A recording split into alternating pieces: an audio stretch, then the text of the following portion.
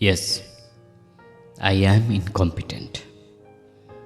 তোর চোখে অক্ষম, অসমর্থ, দায়িত্বজ্ঞানহীন। হ্যাঁ, তোর তৈরি করা পরীক্ষার প্রশ্নে আমি হেরে গেছি, ঠিক।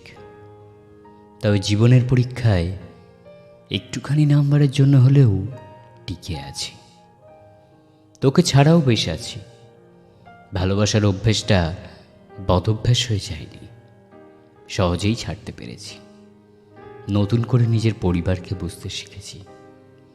মায়ের ভালোবাসা, বাবার স্নেহ, ভাই বোনের আমাকে আগলে রাখা, এসবের ভিতর নতুন করে মানে খুঁজে পেয়েছি। এতগুলো মানুষের চোখ কি এত অস্বচ্ছ যে তারা আমাকে কম্পিটেন্ট ভাবে? তারা আমাকে অকারণে ভালোবাসে? হ্যাঁ, আমি তোর চোখে ইনকম্পিটেন্ট, কারণ তোর চোখ স্বার্থ খুঁজেছে, আমার ভিতরকার নিরর্থ ভালোবাসাটাকে খোঁজেনি।